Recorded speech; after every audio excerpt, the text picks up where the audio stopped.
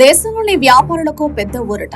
చిన్న తప్పిదాలకు ఇకపై జైలు శిక్ష లేదు. జన విశ్వాస్ బిల్లు 2026కు పార్లమెంట్ ఆమోదం. జైలు శిక్షల బదులు జరిమానాలు. ఇది వ్యాపార రంగంలో పెద్ద మార్పు తీసుకురానుంది. అసలు ఈ బిల్లేమిటి, ఎవరికి లాభం, పూర్తి వివరాలు తెలుసుకుందాం. ఐటమ్ నంబర్ 9 जन विश्वास विधेयक 2026 माननीय मंत्री जी. Honorable Speaker sir, I move that the Jan Vishwas Amendment of Provisions Bill 2026 be taken into consideration. This bill seeks to enhance the ease of doing business and ease of living by decriminalizing minor offences. It proposes to amend 79 central acts administered by 23 ministries. బిల్లుకు parliament green signal. దేశంలో వ్యాపార వాతావరణాన్ని మెరుగుపరచడమే లక్ష్యంగా Jan Vishwas bill 2026 ను parliament ఆమోదించింది. లోక్సభలో ఇప్పటికీ ఆమోదం పొందిన ఈ బిల్లుకు రాజ్యసభ కూడా వాయిస్ ఓటుతో గ్రీన్ సిగ్నల్ ఇచ్చింది. కేంద్ర మంత్రి పీయూష్ గోయల్ మాట్లాడుతూ ఈ మార్పులు చిన్న వ్యాపారాలకు, ఎంఎస్ఎంఈలకు ఎంతో ఉపయోగకరమని తెలిపారు. ఇప్పటి వరకు చిన్న తప్పిదాలకే క్రిమినల్ కేసులు, జైలు శిక్షలు. దీంతో వ్యాపారులు భయంతో ఇబ్బందులు ఎదుర్కొన్నారు. ఈ సమస్యను తగ్గించడానికి, ఈజ్ ఆఫ్ డూయింగ్ బిజినెస్ ను పెంచడానికి ఈ బిల్లు తీసుకొచ్చారు. అంటే వ్యాపారం చేయడం సులభం చేయడం లక్ష్యం. ఈ బిల్లు చాలా పెద్ద పరిధిలో ఉంది. మొత్తం 80 కేంద్ర చట్టాలను సవరణలు చేస్తాయి.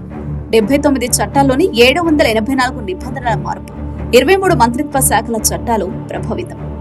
ఇది చిన్న మార్పు కాదు, వ్యవస్థ మొత్తాన్ని మార్చేస్తాయి రిఫార్మ్. ఈ బిల్లులో ప్రధాన మార్పు జైలు శిక్షల బదులు సివిల్ జరిమానాలు.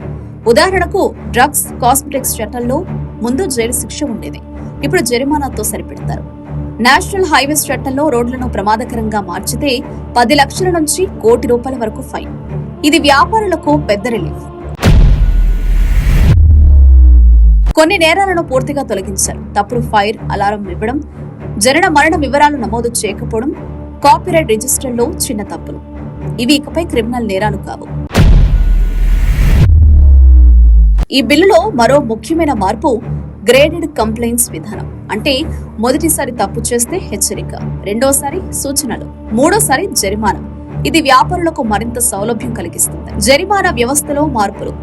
జరిమానా విధానంలో కూడా మార్పులు చేశారు. ప్రతి 3 సంవత్సరాలకు కనీసం ఫైన్ 10% పెరుగుతుంది. అంటే సమయానుకూలంగా జరిమానాలు అప్డేట్ అవుతాయి.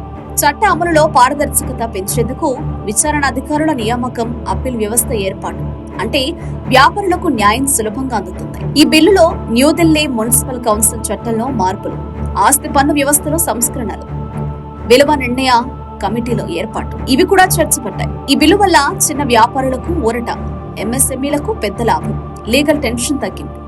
మొత్తానికి వ్యాపారం చేయడం సులభమవుతుంది. అధికారులు మీ సమస్యలను పట్టించుకోవట్లేదా? నెలల తరబడి మిమ్మల్ని ఇబ్బంది పెడుతున్నారా? మీ సమస్యకు ఎవరు స్పందించడం లేదా? అయితే ఆలస్యం చేయకుండా వెంటనే క్యూన్యూస్ కు కాల్ చేయండి. సంప్రదించాల్సిన నెంబర్లు 8143001981. మీ తరపున మేం బాధ్యత తీసుకొని మీ సమస్యను అధికారుల దృష్టికి తీసుకెళ్తాం. పబ్లిక్ వాయిస్, సామాన్యుడి ప్రశ్నాస్త్రం, ప్రతి గురువారం ఉదయం 11 గంటలకు మీ క్యూన్యూస్ లో.